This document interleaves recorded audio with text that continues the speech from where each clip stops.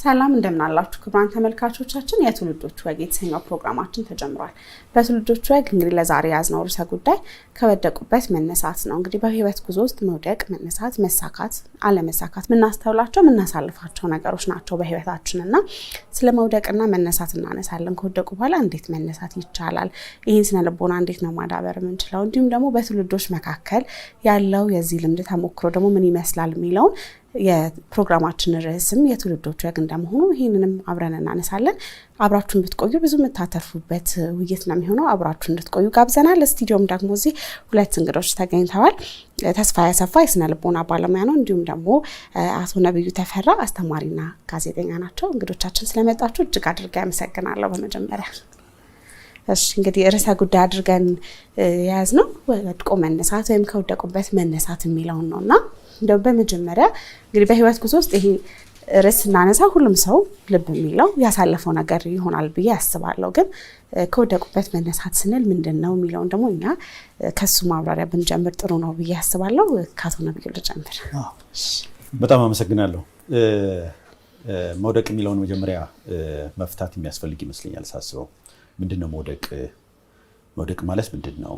በዓለማችን እጅግ በጣም ብዙ ወጣ ገባዎች ያሉባት እንደሆነች ይታወቃል። ለምሳሌ አዲስ አበባ ከተማ ተመስርታ ዛሬ አስፋልት በአስፋልት ሆና ስንመለከታት እንዲህ ያልነበረች ብዙ እንቅፋቶች፣ ሾኮች፣ ገደሎች፣ ሸለቆዎች፣ ከፍታዎች፣ ዝቅታዎች ያሉባት ናት እና ምድርን የሰው ልጅ ራሱ ነው እያስተካከለ ለሰው ልጆች ምቹ እንድትሆን እያደረጋት ያለው። ይሄ ለኛ ለህይወታችንም ውስጥ ላለው ነገር ጥሩ ምሳሌ ይሰጣል። መውደቅ ማለት ምን ማለት ነው የሚለውን ፍቺ ለማግኘት በህይወታችን ውስጥ የሚያጋጥሙ አባጣ ጎባጣዎች፣ ከፍታዎችና ዝቅታዎች፣ የመከራ ጊዜዎች ሊሆኑ ይችላሉ፣ ህመሞች ሊሆኑ ይችላሉ፣ ስጋቶች ሊሆኑ ይችላሉ። ህይወታችን እንዳይቀጥል ወይንም ደግሞ ስራችን እንዳይቀጥል የሚያደርጉና በጣም ብዙ ነገሮችን በውስጡ ያካተተ ነገር ነው። ዝም ብሎ የሚወደቅ ነገር አይኖርም። እንቅፋት ያስፈልጋል። ከጀርባ ከፊት ከኋላ የሚመጣ ነገር ያስፈልጋል። ስለዚህ እኔ መውደቅን የምረዳው በዚህ መንገድ ነው። ወደ ተስፋዬ ይሄንን ጉዳይ ላምጣውና ከስነ ልቦናው አንፃር ደግሞ የስነ ልቦና ባለሙያ እንደሆነ መውደቅ ማለት ምንድነው የሚለውን ከሱን ጀምር። እሺ በመጀመሪያ አመሰግናለሁኝ። እንግዲህ ያው ከስነ ልቦና አንፃር ያው በጣም ሰፋ ያለ ርዕስ ነው። መውደቅ በራሱ ራሱን የቻለ ትርጓሜ የሚሻ ነገር ነው። ከዛ ደግሞ ከሶስት ደግሞ የምናገኘው ደግሞ ወድቆ መነሳት ደግሞ የሚል ነገር አለ። እንግዲህ በወል በሆነ በሁሉም ዘንድ የሚያስማማ ትርጓሜ የለውም። ግን በአብዛኞቹ የስነ ልቦና ምሁራን ባስቀመጧቸው እይታዎች ወይም ሐሳቦች ደረጃ መውደቅ ስንል መውደቅ እንግዲህ የማንነት ጉዳይ ወይም ደግሞ አይደንቲቲ አይደለም። ስለዚህ አይደንቲቲ ካልሆነ ወይም ደግሞ ማንነት ካልሆነ ወድቆ መነሳትን በተመለከተ ሰው በተለያየ አይነት የህይወት ምዕራፍ ውስጥ መሞከር ሲያቆም፣ አንድ ነገር መነሳት ሲያቆም፣ የሆነ ነገር ለማድረግ ሲያቆም ያ መውደቅ ይባላል። ስለዚህ መውደቅ የምንለው ጊዜያዊ የሆነ ወቅታዊ የሆነ ዘላለማዊ ያልሆነ ማለት ነው። በአእምሮ ውስጥ ለረጅም ጊዜ የማይቆይ ወቅታዊ የሆነ የአእምሮ እሳቤ ጽንሰ ሐሳብ ነው ማለት ነው። ስለዚህ አንዳንድ ጊዜ ሰዎች ወድቆ መነሳትን የኤክስፒሪየንስ የሚያደርጉ ወይም ደግሞ እንደ ልምድ የሚወስዱ ሰዎች ወድቆ በመነሳት ውስጥ ያላቸው አመለካከት የተለየ ነው ማለት ነው። አንዳንድ ጊዜ ወድቆ መነሳትን የተረጎሙበት በጣም ብዙ በርካታ ሰዎች አሉ በዓለም ላይ ወድቀው ሲነሱ ያየናቸውና የተመለከትናቸው ሰዎች አሉ እንደ ጥሩ ምሳሌ የሚሆኑ ማለት ነውና ያን ነገር እንደ ጊዜያዊ ወቅታዊ የሆነ ነገር አድርገው ወስደው እንደ መሸጋገሪያ አድርገው ወስደውታል ማለት ነው። በስነ ልቦና ጽንሰ ሐሳብ ወይም ደግሞ ከሳይኮሎጂካል ፐርስፔክቲቭ ነገሩን ብናየው አንድ ሰው ወድቅ ያለው ብሎ የሚያስብ ከሆነ ተስፋ ይቆርጣል። በህይወት ውስጥ ሊያሳካቸው የሚፈልጋቸውን ነገሮች ወደ ኋላ ይዘገያል። በአእምሮ ውስጥ የጭንቀት መጠኑ ከፍ ይላል ማለት ነው። ስለዚህ አንድ ሰው ወድቆ መነሳትን ኤክስፒሪየንስ አሁን መውደቅ እንዳለ ሆኖ ወድቆ መነሳትን ኤክስፒሪየንስ የሚያደርግ ከሆነ በውስጡ የመቻልን ወይም ደግሞ ነገሮችን የማሳካት ሐሳቡን አንድ እርምጃ ይጀምራል ማለት ነው። ስለዚህ እለት በእለት የሚያደርጋቸውን ነገሮች ከልምዱ ወደ ተሻለ ነገር ህይወቱን እንትን ማድረግ ይጀምራል። ይሄ እንግዲህ አእምሮአችን በጣም በሚገርም ሁኔታ የግሮዝ ማይንድ ሴት የሚፈልግ ነው። ያ ማለት በሂደት የተፈጠሩብንን ነገሮች ለማሻሻል ጥረት በማድረግ ውስጥ ህይወትን ማሻሻል እንደሚቻል፣ በመውደቅ ውስጥ ደግሞ አንድ ሰው የወደቀበትን ሁኔታ ወድቄበታል ብሎ የሚያስበውን ሁኔታ ከህይወት ትርጉም ጋር ማለት በምድር ላይ አንድ ሰው ለምንድን ነው በምድር ላይ እየኖርኩ ያለሁት የምኖርበት ምክንያት ምንድን ነው የሚሉ ነገሮችን አስተሳስሮ ያን ነገር መኖር ከቻለ ነገሮች የተሻለ ደረጃ ላይ መድረስ ይችላሉ። እዚህ ውስጥ በጣም ሊዘነጋ የማይገባው ነገር የሰው ልጅ አእምሮ ህይወቱን የሚያስተካክልበትን መንገድ እንዲሰራ ወይም ደግሞ እንዲያስተካክል እድል ይሰጣል አእምሯችን በራሱ ማለት ነው። ስለዚህ መውደቅ የምንለው ነገር መጀመሪያ ትንሣኤ የሚለውን ነገር ጽንሰ ሀሳብ የምናገኘው ከመውደቅ ውስጥ ነው። በሁሉም ሃይማኖቶች በክርስትና ይሁን በእስልምና መውደቅ የሚለው ጽንሰ ሀሳብ ይኖራል፣ ግን ሁልጊዜ ትንሣኤ አለ ማለት ነው። ከእንስሳትም ከሌሎችም ፍጥረታት ውስጥ ብዙ ነገሮችን እንደ ፎኒክስ አይነት ለምሳሌ ትልቅ ምሳሌ ሊሆን ይችላል። ለምሳሌ ራሱን ገሎ አመድ በስብሶ በቃ የማይሆን አይነት ነገር ሆኖ ከዚያ በኋላ አዲስ ፍጥረት ሆኖ እናየዋለን። ሰው ሁልጊዜ በዓለም ላይ ያለውን የዓለም ተፈጥሮ እንኳን ብናየው በመውደቅ ውስጥ ሰው ሁልጊዜ ትንሣኤውን ማወጅ እንደሚችል ትንሣኤውን ማምጣት እንደሚችል የምንረዳበት ፐርስፔክቲቭ አለ ማለት ነው። እንግዲህ ስለ መውደቅና ስለ መነሳት ስናወራ ከፊትም ከኋላም የሚመጣ ነገር ነው ብዬ አስባለሁ። አንድ ነገር ለማድረግ ስንነሳ ቀድመን መውደቅን በመፍራት አለመሳካትን በመፍራት ከዛ ነገር መዘግየት ወይም መተውም ይመጣል። ከዛ ደግሞ እዛ ውስጥ ከገቡ በኋላ ደግሞ ከተሞከረ በኋላ ደግሞ ወይ ሳይሳካ ሲቀር ወደ ኋላ ስንመለስ ደግሞ ተስፋ መቁረጥ ይመጣል እና በሁለት ውስጥ ያለው እንግዲህ እንደየሰው ደግሞ የተለያየ ስነ ልቦናችን እንዳለንበት ሁኔታ የተለያየ ነገር ይኖራል እና ይህንን ደግሞ እንድናነሳው ስለፈለኩ ነው። ወደ አቶ ነብዩ ልውሰድ። እውነቱን ለመናገር ውድቀት እጅግ በጣም አስፈላጊ ነገር ነው ለሰው ልጅ።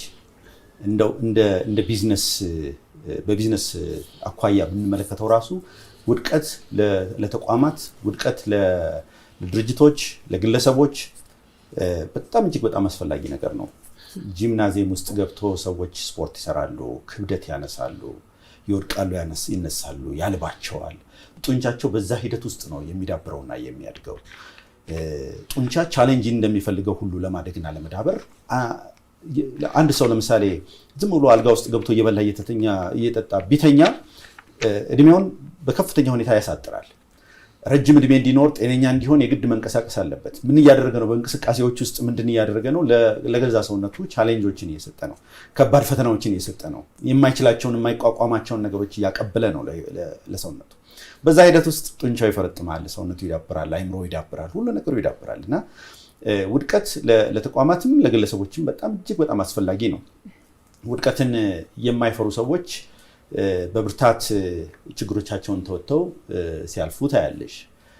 እንደው አንዳንድ ጊዜ ታሪክ ደስ ይላል እና ወደ የራሴን ታሪክ ልንገርሽ ትንሽ። እስከዛሬ ድረስ በህይወቴ ውስጥ 54ኛ ዓመቴን ይዣለሁ። በህይወቴ ውስጥ በጣም ብዙ ቢዝነሶችን ሞክሬያለሁ። እጅግ በጣም ብዙ ቢዝነሶች የሚወድቁባቸው ምክንያቶች ብዙ ሊሆኑ ይችላሉ።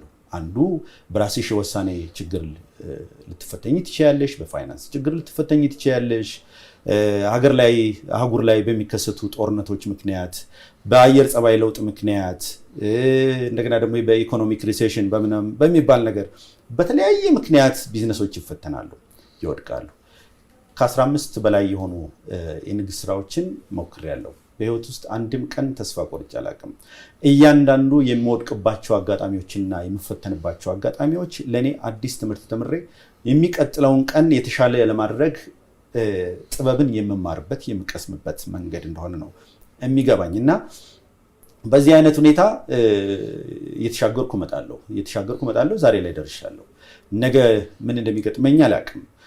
በህይወቴ ውስጥ እጅግ በጣም ከባድ የሚባሉ የጤና ችግሮች ኮቪድን ጨምሮ አያበቃለት ሊሞት ነው ተብዬ ተመልሼ ተነስቻለሁ። ስራ ስሰራ ድርጅቴ ውስጥ ስራ ስሰራ ሰራተኞቼን የማገዝ ባህልን አለኝና ብዙ ጊዜ ሲያጸዱ አጸዳለሁ፣ ሲሸከሙ እሸከማለሁ፣ ሲያስገቡ ሲያወጡ ምንም ሲያደርጉ እንትን እላለሁና እነሱን ለማበረታታት ብዬ ከአቅሜ በላይ ከፍታ መሰላል ላይ ወጥቼ ከ2 ሜትር ተኩል ላይ ወድቄ ኦልሞስት ከሞት መትረፍ ያህል ተርፌያለሁ። እነኚህ ሁሉ በተለያየ መንገድ የሚመጡ የህይወት ቻሌንጆች ናቸው።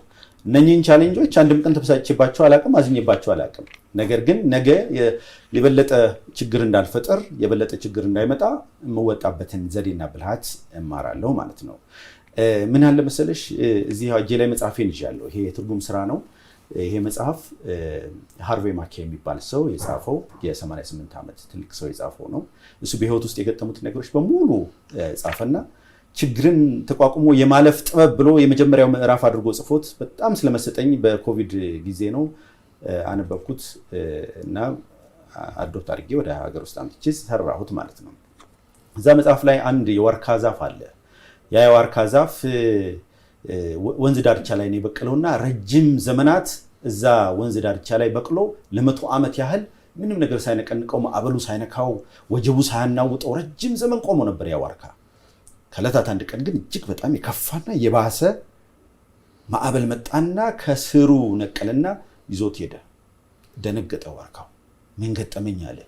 ወሰደና ያንከባለለ ወሰደና ሸምበቆዎች የበቀሉበት አካባቢ ወሰደና ያን ዋርካ ጣለው ማለት ነው። ከዛ እሱ ተገንድሶ መጥቷል። እናንተ ሸምበቆዎች ምን ሆናችሁ ነው? ምንስ አግኝታችሁ ነው ያልወደቃችሁት በቆማችሁበት ያላችሁት ብሎ ጠየቃቸው። ሲጠይቃቸው ስተቱ ያንተ ነው አሉት። ምን ነው? ይሄ ሁሉ ዘመን ስላሸነፍከው ማዕበሉን አንተ ደረትህን ነፍተህ ቀና ብለህ ቆመህ ነው በእብሪት ነው አይደለም በቃ ማናህሎኝነት ነበር ስታስተናግደው የኖርከው። እኛ ግን ትንሹ ማዕበል ሲመጣ ትልቁ ማዕበል ሲመጣ ትልቁ አውሎ ንፋስ ትንሹ አውሎ ንፋስ ሲመጣ እንዳመጣጡ ጎንበስ እያልን እናሳልፈውና ተመልሰን ሲያልፍ ቀና ብለን ይሄው እንዳለን ታይናለህ። አንተ ጎንበስ ለማለት ፈቃደኛ ብትሆን ኖሮ ወድቀህ እንደዛሬ ተነቅለህ ወድቀህ አትቀርም ነበር። ስለዚህ ወድቆ ላለመቅረት አንዱ ብልሃት ምናልባት ሌሎች ብልሃቶችም ወደፊት በቀጣይ እንዘረዝራለን። አንዱ ብልሃት ነገሮች ሲመጡ ጎንበስ ብሎ ማሳለፍም ነው እላለሁ። ለሳቸው ድሎ ልስጥ። እሺ እንደዚህ ላይ ብንጨምርበት የእርሱን ተሞክሮም ጭምር ስላነሱልን እንግዲህ ይህንን ጥንካሬ ለማግኘት እንደው ቀድመው ያደረጉት ነገር ምን ይሆን? መውደቅ አለ ሲመጣ እዛው ላይ ሆነን የምናገኘው ጥንካሬ ነው። ቀድመን ስለመውደቅ ስላለመሳካት ያለን ሀሳብ ይሆን የሚያጠነክረን? የሰው ሙያ ውስጥ እንዳልገባ እንጂ እንደ ተሞክሮ እንዲያነሱልን የሰው ልጅ ተሰርቶ የሚያልቀው እስከ 7 ዓመት እድሜው ነው ተብሎ ይባላል። እንግዲህ እሳቸው በኋላ ከተሳሳት ጋር እስከ 7 ዓመት እድሜው ይሰራል። ከዛ በኋላ ግን የሚሰራው በመከራ ነው። ከቤትሽ ውስጥ ይጀምራል። ከእህት ከወንድም ጋር ካለመስማማት፣ ከመጣላት፣ ከመጋጨት፣ ከመደባደብ፣ ከመውደቅ፣ ከመነሳት ከዛ ይጀምራል። ለእያንዳንዱ በህይወትሽ ውስጥ ለሚመጡት ነገሮች ሊርብሽ ይችላል። ቤትሽ የሚበላ ነገር ሳይኖር ይህ ሁሉ ፈተና ነው። በዛ በትንሽ አይምሮ በትንሽ ጭንቅላት ውስጥ የሚመጡ መሰናክሎች እና ፈተናዎች ናቸው። ትምህርት ቤት ስትሄጂ ከጓደኞች ጋር አብሮ ለመኖር አብሮ ለመስራት የምታደርጊው ጥረት ውስጥ ከአስተማሪዎችሽ ጋር እነሱን ፍላጎት አሟልተሽ ለመሄድ ይህ ሁሉ ነገር ትግላለሁ። በዚህ ሁሉ ሂደት ውስጥ እየተማርሽ ነው የምትመጪው። እያንዳንዱ ነገር ያንቺን አይምሮ ልክ እንደ በሁለት ወገን እንደተሳለ ቢላ እየሞረደ ይመጣው። ትናንትና የሰራሽውን ስህተት የማትደግሚው ከሆነ ነገር ወይም ደግሞ ትናንትና የገጠመሽን ችግር ያለፍሽበትን ጥበብ ተምረሽ ለራስሽ የምታስቀሪውና ሌሎች የምታስተርፊው ከሆነ ያ ምን እያደረገ ይመጣል? እያስተማረሽ ይመጣልና እሱ ነው አንድም። ሁለተኛም ቤተሰብም ትልቅ ሚና ይጫወታል ብዬ አስባለሁ። አይዞህ በርታ፣ ልክ ስትወድቂ አጨብጭቦልሽ በርታ፣ አንተ እኮ ጎበዝ ነህ፣ ተነሳ፣ ቀጥል፣ ወደፊት ሂድ ቢልሽ ከዛን ጊዜ ጀምሮ ለመዳህ ድፍት ስትይ ቀና ስትይ ድፍት ስትይ ቀና ስትይ ነገሮችን እየተማርሽ እየጠነከርሽ ትመጫለሽ። እኔ ልጆች አሉኝ። ወድቆ ጉልበቱ ተግጦ ሲመጣ ጎበዝ ልጅ አየሁ አይደል፣ ነገ ምናልባት ከዚህ የተሻለ የከፋ ችግር ሊገጥም ይችላል። ስለዚህ አሁን እንደዚህ መሮጥ የለብህም፣ ወይንም ደግሞ ስትሮጥ ከፊትህ ምን እንዳለ እያየህ ሩጥ ብዬ ነው የምነግረው እንጂ በቃ ጎበዝ፣ በቃ ጥሩ ነው፣ ደምቷል አይደል፣ በቃ ትክክል ነው። በዛ መንገድ ነው መሆን ያለበት እና ቤተሰብም አስተዋጽኦ ያደርጋል፣ ማህበረሰብም አስተዋጽኦ ያደርጋል።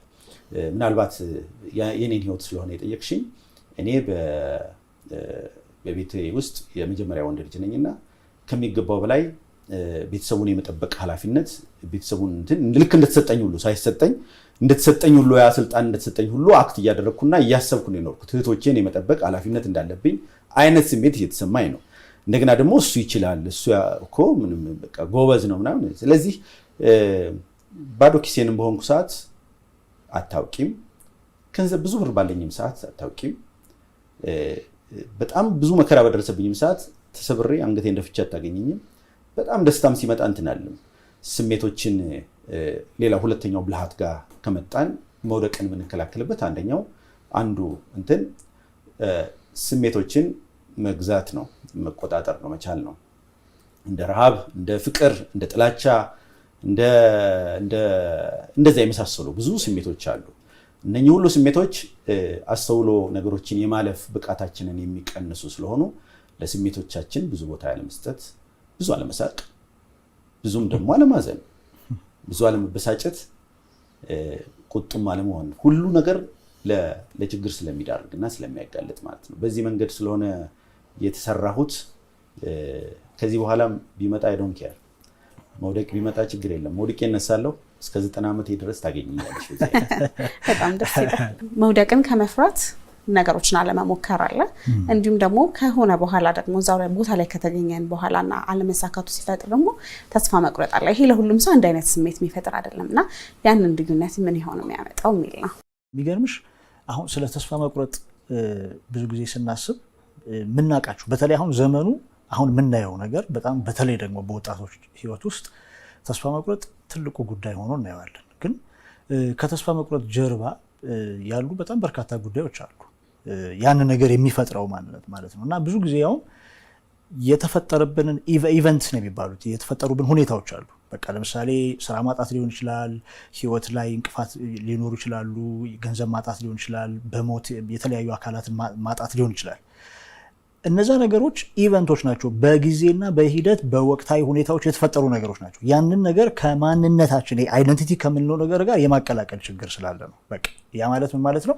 ሲተረጎም ያ ጉዳይ ለምሳሌ ራስን እኔ በቃ ውድቀት ነኝ፣ እኔ በቃ መሻገር አልችልም፣ እኔ በቃ ከዚህ በኋላ ህይወትን ማስተካከል አልችልም፣ ህይወቴ በዚህ የሚደመደም ነው፣ አለቀልኝ የሚል ነገር አለ። ከዛ ይልቅ አሁን ካልኳቸው አረፍተ ነገሮች ወይም ካልኳቸው ነገሮች ውስጥ በጣም በርካታ ሰዎች እነዚህ ነገሮች ሲናገሩ ልንሰማ እንችላለን። አስደንጋጭ ነው። ያ ማለት ጉዳዩን ቀጥታ ከራሳችን ጋር ያገናኘ ነው። በቃ ሁኔታዎቹን ከማንነታችን ጋር መነጠል ያስፈልጋል። በዚህ ሂደት ውስጥ ያንን ነገር በመረዳት ራሳችንን ለማሸነፍ ራሳችንን ለማስተካከል የምናደርጋቸው ጥረቶች ናቸው ተስፋ እንዳንቆርጥ ወደ ተሻለ የህይወት ምዕራፍ እንድንሸጋገር የሚያደርገን ማለት ነው። ለምሳሌ ቅድም መጀመሪያ አካባቢ ላይ ሳነሳው እንደነበረው እንግዲህ አይምሯችን የሚፈቅድልን ነገር አለ። በቃ አቅጣጫ እንድንቀይር፣ የህይወታችንን መስመር እንድናስተካክል፣ መስመር እንድናይ፣ አዳዲስ ነገሮችን አዳዲስ ለውጦችን እንድንተጋ አይምሯችን ይፈቅድልናል ስል ነበር። ያ አይምሯችን የሚፈቅድልን ነገር መጠቀም ያስፈልጋል። ለምሳሌ አንድ ቤት በውስጡ ለረጅም ዘመን ሳይከፈት ተቆልፎ የሚቆይ ከሆነ አንደኛ ቁልፉን ማግኘት ከባድ ነው። ውስጥ ከገባን በኋላ ሽታ አለው፣ ጠረኑ ይቀየራል፣ ማደስ ያስፈልጋል ማለት ነው። አይምሯችንም ልክ እንደዛው ነው። በሂደቱ ውስጥ የሚበላሹ ነገሮች አሉ። መኪና ለምሳሌ አቀበት መውጣት ሲኖርበት የሚቀየር የማርሽ ሁኔታ አለ። ቁልቁለት ላይ ሲሆን የሚቀየረው ነገር አለ። ዘይት መቀየር አለበት። የተለያዩ ነገሮችን በቃ የሚበላሹ ነገር አይምሯችንም ልክ እንደዛ ነው። የሚስተካከሉት ነገሮች በሂደት ውስጥ ፊክስ እየተደረጉ ህይወትን እያሻሻልን አይምሯችንን ለአዳዲስ ለውጦች እያተጋን የምንሄድ ከሆነ በነገሮች ውስጥ ራሳችን እናገኘዋለን። ለአዲስ ተስፋ፣ ለአዲስ ራዕይ፣ ለአዲስ ህይወት ራሳችንን እናገኘዋለን ማለት ነው እና ተስፋ መቁረጥን ከራሳችን ማንነት ጋር መነጠል ያስፈልጋል። ከዚህ በፊት HIV ኤድስ ከብዙ ዓመታት በፊት ወደ ሀገራችን ሲመጣና በሰዎች ላይ መከሰት ሲጀምር ገና መያዛቸውን ሲሰሙ በጭንቀት በራቸውን ዘግተው ህይወታቸው እንዲያልፍና እንዲጠፋ ያደረጉ ሰዎች አሉ።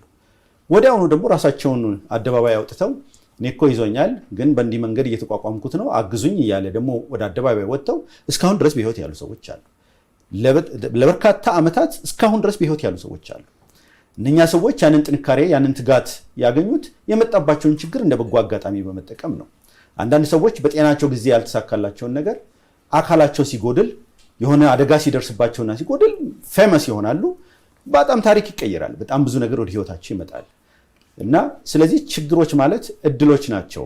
እሺ ወደ ተስፋዬ እንምጣና እነዚህ መውደቅን ከመውደቅ በኋላ ነው እንግዲህ መነሳት የሚኖረው። መውደቅን ወደ ህይወታችን ሊመጣ የሚችልበት ወይም ልንወድቅባቸው የምንችላቸው የህይወት መንገዶች ምን ይሆኑ የሚለውን ብናነሳ ጥሩ ነው ያስብልኝ። ኦኬ ያው በጣም ማለት ያው ብዙ የታወቁ ነገሮች ናቸው እነዚህ ለውድቀት ብዙ ጊዜ ነገሮቻችን እንትን የሚያደርጉት ማለት ነው። እንግዲህ ውድቀት ካልን ያው አቅጣጫ መሳት ነው፣ የህይወት ምዕራፍ ላይ የሆነ እንቅፋት ነው፣ ተስፋ መቁረጥ ነው ብለናል። ያንን የሚያመጣው ደግሞ የራሱ የሆነ መነሻ ይኖረዋል እና ለምሳሌ ብዙ ጊዜ ሰው እንደዚህ አይነት ነገሮች በቃ ተስፋ ቆርጦ ወድቆ የማይነሳባቸው ተብሎ የሚታሰቡት ነገሮች ብዙ ጊዜ በጣም የምንወደውን የቤተሰብ አካል ማጣት ሊሆን ይችላል። የፍቅረኛን ወይም ደግሞ የፍቅር አጋርን ማጣት ሊሆን ይችላል። የቤተሰብ አካል ስናጣ ሊሆን ይችላል። ወይ ደግሞ የምንፈልገውን የቢዝነስ ሀሳብ ወይም ያንን ነገር ስንከስር ሊሆን ይችላል። አንዳንድ ጊዜ ከፍ ያለ የጤና እክል ለምሳሌ አይመለስም ብለን የምናስበው የጤና እክል በህይወታችን ውስጥ ይፈጠራል። እንደ ካንሰር አይነት ህመሞች ወደ ህይወታችን ሲመጡ በቃ ተስፋ እንቆርጣለን። ለምንድን ነው የምኖረው? እንዴት ነው ይሄ ነገር የሚሆነው ብለን የምናስብባቸው አጋጣሚዎች አሉ። ብዙ አይነት ነገር አለ።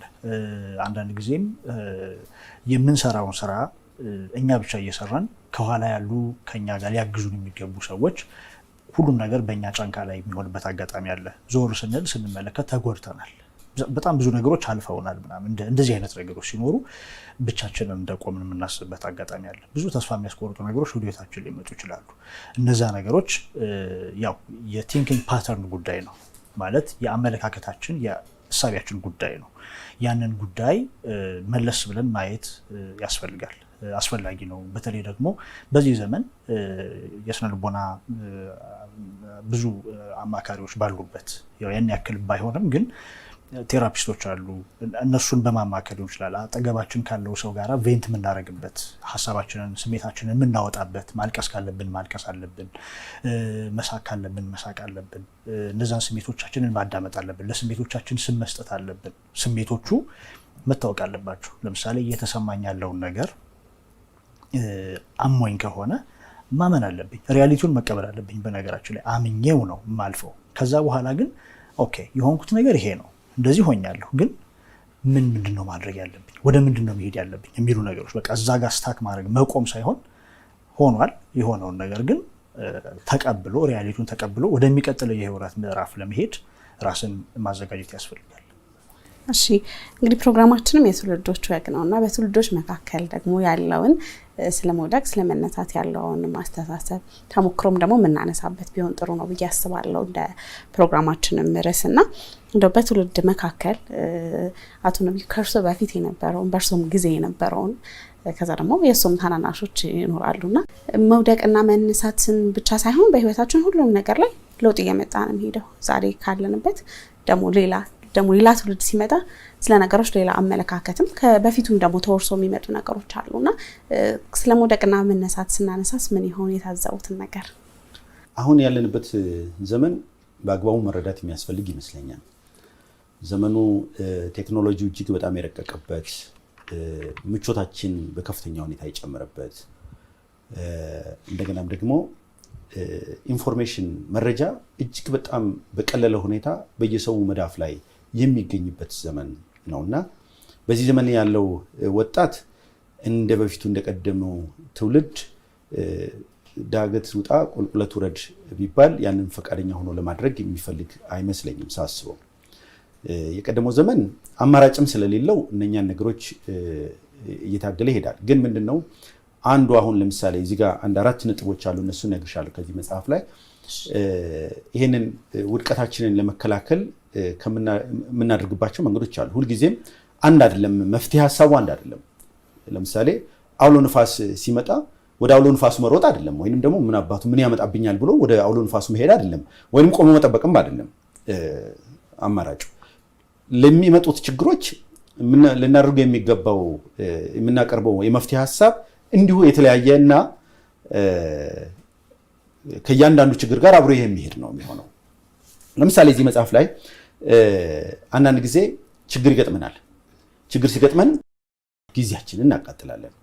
ያንን ችግር የበለጠ ለመረዳት ችግሩ ይሄ ቢሆን ያ ቢሆን በጣም ሰፊ እቅድ እናቅዳለን። ከዛ በኋላ ሰዎችን እናማክራለን። ነገሌ ምን ሊሆን በዛ ሂደት ውስጥ ችግሩ ስር እየሰደደ ምናልባት ልንወጣው በማንችለው ደረጃ እየጠነከረብን ሊመጣ ይችላል። ስለዚህ ሁልጊዜም ችግሮች ሲያጋጥሙ ፈጣን የሆነ ምላሽ መስጠት፣ ጊዜን አለማቃጠል አንዱ መፍትሄ ነው። 4 ነጥቦች ናቸው። ሁለተኛው ሰዎችን ማግለል አይገባም። ሰዎችን መጠቀም ያስፈልጋል። ለምሳሌ በዙሪያችን በጣም ብዙ ሰዎች አሉ። ብዙዎቻችን ሰው ሀብት ነው እንላለን። ሰው ሀብት የሚሆነው እንዴት ነው? ለምሳሌ እኔ ዛሬ ከአንቺ ጋር ተዋውቂያለሁ። የአንቺን ዲቴል መረጃ ከእያንዳንዱ ነገር ጋር አድርጌ ስልኬ ላይ መዘግባለሁ። ምናልባትም በቅርብ ቀን ልትወልጂ መሆንሽንም ጭምር አስቀምጣለሁ። ከጥቂት ቀን በኋላ ስትወልጂ ወለድሽ ወይ በሰላም ተገላገልሽ ወይ ብዬ ብደውልልሽ ሀብት ነሽ። አንድ ቀን ከችግሬ ለመውጣት አንድ የመፍትሄ ሀሳብ ይዘሽ የምትመጪ ሰው ልትሆኚ ትችላለሽ። በዙሪያችን ያሉትን ሰዎች ከጥቃቅን እስከ ትላልቅ ድረስ የራሴን ኤክስፒሪየንስ ልንገርሽ። እኔ ስልክ ላይ 6000 ሰዎች አሉ። እያንዳንዱን 6000ን ሰው ብትጠይቂኝ ስለ እያንዳንዱ ሰው ብዙ መረጃ ሰጥሻለሁ። ስመዘግብ እያንዳንዱን ነገር ነው። መሳቅ ትወጂ ከሆነ መሳቅ እንደምትወጂ ሁሉ፣ ማንቸስተርን ትደግፊ ከሆነ ማንቸስተርን እንደምትደግፊ ሁሉ አስቀምጣለሁ። ስለዚህ ማንቸስተር ያሸነፈ ቀን ስልክ አንስቼ እንዴት ነው ማንቸስተር አሁን አንቺ በተለይ አንቺን ብቻ ያወኩሽ እስኪመስልሽ ድረስ ደስ ይልሻል። ይሄ ሰውዬ በደንብ ነው የሚያቀኝ በደንብ ተረድቶኛል ብለሽ ታስቢያለሽ። ስለዚህ የራስሽ አኒቨርሰሪዎች አሉሽ፣ ኖች አሉ። እነኛን ሁሉ በየአጋጣሚው መረጃዎቹን አስገድጄ ሳይሆን ፈልገሽ ጋብቻ ቀኔ እኮ በዚህ ቀን ነበር፣ ልደቴ እኮ በዚህ ቀን ነበር ስትይ ማስታወሻ ላይ መዝግባል ነው። ሰዎች ያግዛሉ፣ ከመከራ ለመውጣት በጣም ያግዛሉ። የተሳሳቱ ጦርነቶችን ማስወገድ፣ አንዳንድ ጊዜ ልታሸንፊያቸው ማትያቸውን ማትወጫቸውን ጦርነቶች ውስጥ መግባት አያስፈልግም። አቅምሽን ማወቅ፣ መረዳት፣ መገንዘብ እጅግ በጣም አስፈላጊ ነገር ነው። ችግር ስለሆነና አንቺ ጀግና ነኝ ብለሽ ራስሽን ስላሰብሽ ወይንም ደግሞ በልጅነት የሳድግ ቤተሰቦች አንተ እኮ ጎበዝ ነህ፣ አንተ ጀግና ነህ ምናምን ስላሉኝ ሁሉንም ችግር ፊት ለፊት እየተጋፈጥኩ ድናለሁ ማለት አይደለም። አጭር ጊዜ የአጭር ጊዜዎችን ችላ ማለት አያስፈልግም። አጭር ጊዜ ማለት ምን ማለት ነው ስልሽ፣ ትናንሽ ስኬቶች ተደምረው ነው ትልቅ ስኬት የሚመጡት። ችግሮችም የሚቀረፉት ትንሽ በትንሽ ነው። የተመረገ የተጋገረ ትልቅ ችግር ቢኖር በየቀኑ የመጣሽ ትንሽ እየቀረፍሽ ብታነሺው ከጥቂት ጊዜ በኋላ ያንን ትልቅ በአንድ ቀን ግን እንዴት አድርጌ ያንን ልቅረፈው ብለሽ ብታስቢ ግን ጭንቅ ነው የሚሆንብሽ። ሪሶርሱም አይኖርሽም። ያንን ጊዜውም ጉልበቱም አቅሙም ገንዘቡም ላይኖርሽ ይችላል ያንን ለማስወገድ። በየቀኑ ግን ትንሽ። ስለዚህ ትናንሽ ስኬቶችን መናቅ አያስፈልግም። ትናንሽ ስኬቶችን የምታከብሪ ከሆነ በቀላሉ ከውድቀት ትወጫለሽ። ለምሳሌ አንቺ የምትጠብቂው በጣም ትልቅ ነገር ሆኖ እያለ ግን የምታገኛቸው ነገሮች ትንሽ ቢሆኑ እነኛ ትንንሽ ነገሮች ከተደመረው ትልቁን ነገር ያመጡታል። ስለዚህ ትንንሽ ነገሮችን የአጭር ጊዜ ስኬቶችን መናቅ አያስፈልግም። ሌላው ራስን ሁል ጊዜ ስጋት ውስጥ የሚከት ሰው አለ። ምንድነው ነጋዴ እኮ ስኬታማ ነጋዴ የሚባሉ ሰዎች ሪስክ ቴከር የሚባሉ ናቸው። አይደለም እንዴ? ሪስክ ማለት ችግር አይደለም? ችግር ነው። ያንን ለመውሰድ አስበው መዝነው ሪስኮችን የሚወስዱ ሰዎች ማለት ናቸው እነዚህ ስኬታማ ሰዎች። ስለዚህ ስኬትን የምትፈልጊ ከሆነ ሁል ጊዜ በስጋት ውስጥ መቀመጥ የለሽም። እንዲህ ቢሆንስ፣ እንዲያ ቢሆንስ፣ ነገ ዝናብ ቢዘንብስ፣ ከነገ ወዲያ ዳመና ቢሆንስ፣ በዚህ ቀን ደግሞ ጎርፍ ቢመጣስ እያልሽ ራስሽን ማስጨነቅ የለብሽም። ስለዚህ ምንድነው ማድረግ ያለብሽ? ወረድ ብለሽ በቃ ስጋቶችን የሚመጡ ችግሮችን የሚመጡ ኦኬ፣ ልቋቋማቸው፣ ቀድሜ ፕሬዲክት ላደርጋቸው ልገምታቸው የምችላቸው ችግሮች ሲመጡብኝ ደግሞ እነሱን ችግሮች ቀድሜ አስቤ በዚህ መውጫለኝ በዚህ መውጫለኝ ብዬ አስቤ መሄድ ነው። ግን ማልገምታቸው ችግሮችን ግን ሁሉ ያሰብኩ ራሴን ማስጨነቅ የለብኝም። ስለዚህ ምንድነው የሚለው እንደውም እዚህ ጋር ስኬታማ ለመሆን ከፈለጉ ለመውደቅ ፈቃደኛ መሆን አለበት። ለመውደቅ ፈቃደኛ የሆነ ሰው ስኬታማ ለመሆን ዝግጁ ነው። ይሄን ነው የምለው እና ምናልባት ወጣቱም የሚሰማ ከሆነ ይሄንን ነው የምለው። በእኛ ትውልድና በወጣቱ ትውልድ መካከል ያለው ልዩነት ሰፊ ነው። እኛ ችግር ቻዮች ነን። ችግሮችም በብዛትም ነበሩ፣ በሰፊውም ነበር። የነሱ ችግር ደግሞ ሌላ ነው። አሁን በአብዛኛው አሁን ያሉት ችግሮች ፊዚካል ችግሮች ሳይሆኑ እንደዚህ አሁን እንደምንላቸው ማዕበሉ፣ ጎርፉ፣ ረሃቡ፣ ጥማቱ ምናምን ሳይሆን የነሱ ችግር የስነ ልቦና ችግር ነው።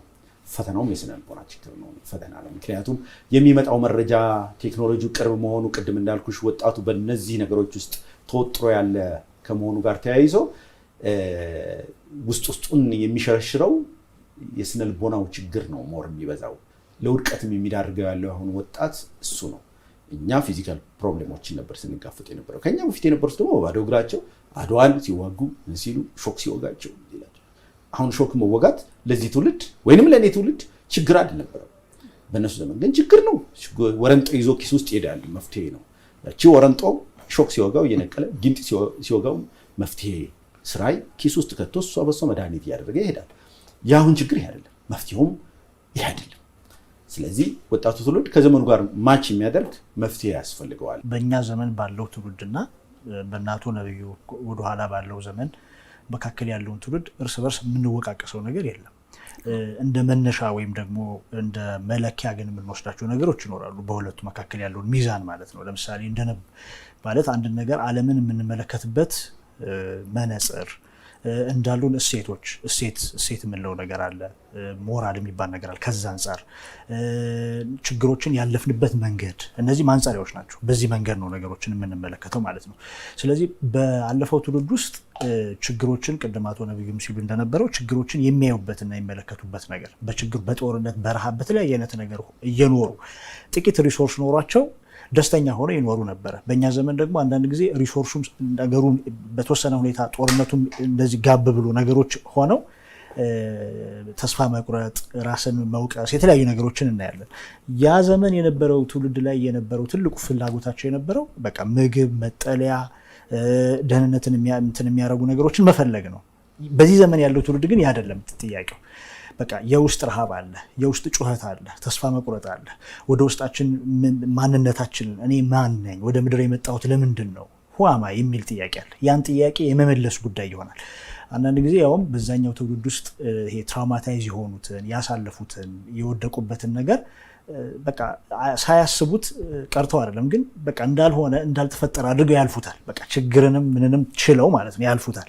እዚህኛ ጋር ደግሞ በቃ ነገሮችን አጥብቆ የመያዝ አሁን ያ አጥበቀ ነገሮችን ጥብቅ አድርጎ የመያዝ ሁኔታ ደግሞ ምን ይፈጥራል? ጭንቀት ይፈጥራል።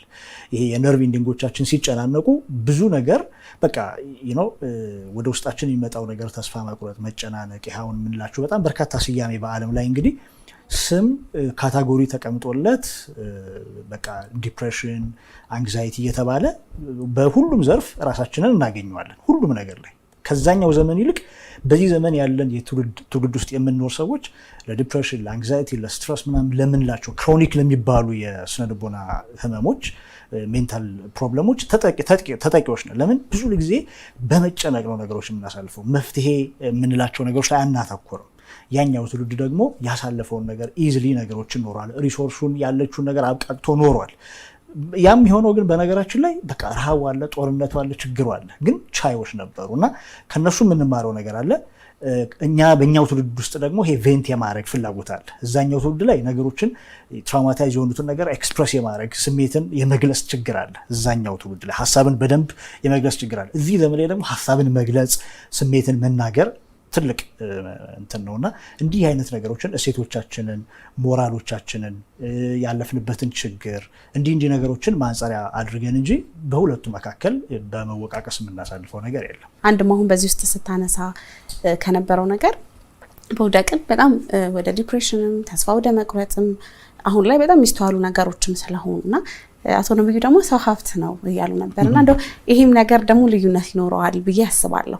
አሁን በተለይ ከእርስ በርስ ወይም ከሰዎች ጋር ካለን ግንኙነት ይልቅ ማህበራዊ ሚዲያው ላይ ያለን ቅርበት የበለጠ ነው ብዬ አስባለሁ። አብዛኛው ሰው እንደዛ ያደርጋል ብዬ አስባለሁና እንደው ከሱም አንፃር አቶ ነብዩም እንደተሞክሮ ይሄንን ደግሞ ቢደረግ ችግሮች የተለያዩ ናቸው በየጊዜው መፍትሄውም ደግሞ የተለየ ነው። ግን ተሞክሮ ደግሞ ካለፈው ትውልድ ተሞክሮ መውሰድም ጭምር ያስፈልጋልና ይሄን ነገር እንደው እንዴት ታየዋለህ የሚለውን እንድታነሳልኝ ወደ አቶ ነብዩ ሄዳለሁ። ከዛ የሚገርምሽ ጥሩ ሀሳብ ነው። በጣም ድንቅ ሀሳብን ያነሳሽው። የሚገርምሽ ነገር ይሄ ነገር አሁን ለምሳሌ በዛኛው ዘመን ላይ የነበረውን ትውልድ ስታይ ሰልፊሽ አይደለም።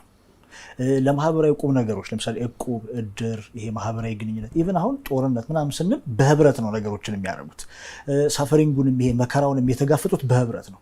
እኛ ጋር ስትመለከች ብቸኝነት መንስኤው በቃ ማለት ይሄ ኢንዲቪጁዋሊስቲክ የሆነ አመለካከት፣ ብቸኛ ነን። በቃ ህይወታችንን የምናገኘው የሆነ ስልክ ላይ ነው፣ የሆነ ኮምፒውተር ላይ ነው፣ የሆነ የሶሻል ሚዲያ ፕላትፎርም ላይ ነው ህይወታችን። ምን በቃ ቲክቶከርስ ነን፣ በቃ ቤት ውስጥ ተቆልፎብን ነው። ኢቭን እኮ የቤተሰብ ስሪታችንን የድሮውን ስንመለከት ምግብ እንዴት ነው የሚበላው? በድሮ ወጣ ስንል ገጠር አካባቢ ስንመል እርጎው ሲደረግ ሌላው ሲደረግ ይሄ ምግቡ አይነት በቃ ሲቀርብ በትልቅዬ የማቅረቢያ ሳህን ትሪ ነው የሚደረገው። ከዛ ሁሉም ቤተሰብ ምሽት ላይ እርሻም የቆየው የተለያየ ነገር ከተማ ውስጥ እስከ ቅርብ ጊዜ ድረስ ከተማ ውስጥም በትልቅዬ እንትን ነው ምግብ የሚቀርበው። ሁሉም ቁጭ ብሎ እየተጎራረሰ ቬንት እያደረገ ሀሳቡን እየተነጋገረ ቡና ይፈላል። ከዛ በኋላ እዛ ቡና ውስጥ ምን እንዴት አልክ፣ እንዴት ዋልክ፣ እንዴት እንላ። አሁን ባለው የማህበራዊ ስሪት ውስጥ ግን እናት አምሽታ ነው የምትገባው፣ አባት አምሽቶ ነው የሚገባው፣ ልጅ ተኝቶ ነው የምናገኘው።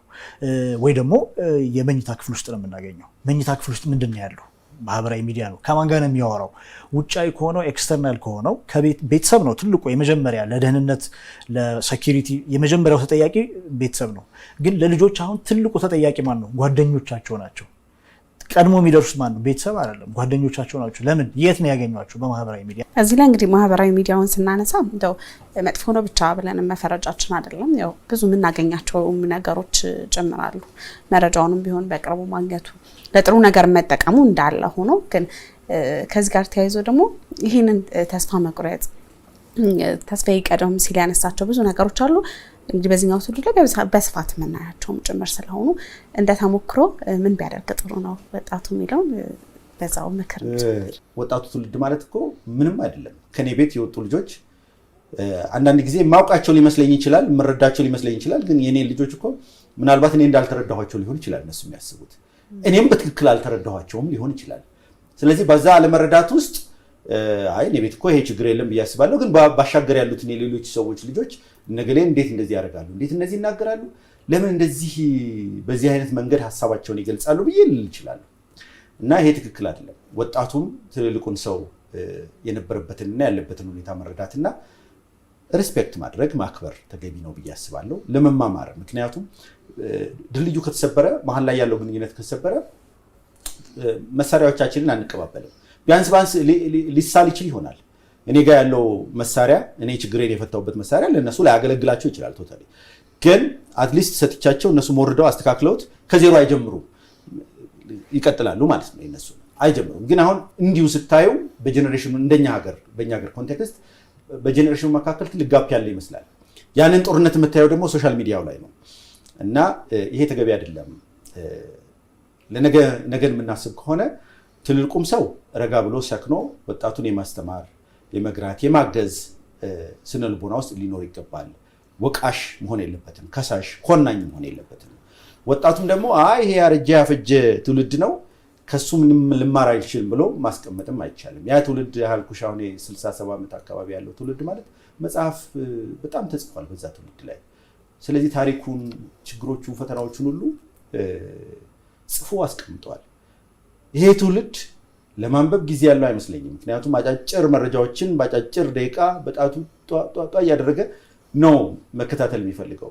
ግን የማንበቢያው እድሉና ጊዜው ካለው አቅሙ ካለው መለስ ብሎ የዛን ትውልድ ታሪኮችና ሁኔታዎች ቢያነብ ምናልባት እሱም ከእግራቸው ስር ቁጭ ብሎ ለመማር ዝግጁ ይሆናል። ምናልባትም አንዳንድ ጊዜ ቅድም ያልኩት አለ ያልተገባ ጦርነት ውስጥ ገብተሽ ታግለሽ መውደቅም መፍረካከስም ስላለ እንደዚህ አይነት ትግል ውስጥ ከመግባት ያሉትን ሪሶርሶች በዙሪያሽ ያሉትን ነገሮች አጢኖ መመልከትና መጠቀም ተገቢ ነው ብዬ አስባለሁ። ሌላው በዚህ በእኛ ዘመን የሰሩ የነበሩ ነገሮችን በትክክል እዚህ ጋር መምጣት አለባቸው። ለምሳሌ ቡና አፍልተን ተሰብስበን መጠጣት አለብን አሁን በዚህ ሰበብ ብዬ አላስብም። ሰው በሩጫ ላይ ነው ያለው። አንደኛ የዓለማችን ሕዝብ ቁጥር በከፍተኛ ሁኔታ እየጨመረ ነው ያለው። ስለዚህ ሁሉም ሰው መታገል አለበት፣ መሮጥ አለበት። ደቂቃ በጣም ብርቅ ናት፣ ውድ ናት የምትሆነው እና መሮጥ መቻል አለበት። ስለዚህ መሮጥ መቻል ስላለበት ቁጭ ብለህ እንደ ድሮ እድር አድርግ ቡና አፍላ ይሆን ብለን ያንን የነኛ ጥሩ መፍትሄዎች ነበሩ በጊዜውና በሰዓቱ ሰዎች እርስ በርሳቸው የሚነጋገሩባቸው መፍትሄ የሚሰጡባቸው። አሁን ደግሞ ሶሻል ሚዲያ ላይ ቲክቶክም ላይ ሂጂ ሌላም ላይ ሂጂ ላይቭ የሚባል ነገር አለ። ቁጭ ብለሽ በሌላ ዓለም ላይ ካለ ሰው ጋራ ሀሳብሽን አውርተሽ አይዞሽ እንደውም አግዝሻለሁ ይልሻል። በገንዘብም በሀሳብም ይረዳሻል። ሌላ ዓለም ላይ አሁን ስለዚህ አሁን ከሰዎች ታማው እኮ የመታከሚያ መሰብሰብ እንደ ድሮ በየመንደሩ ሙዳይ ምጽዋት ይዞ መዞር አይጠበቅም።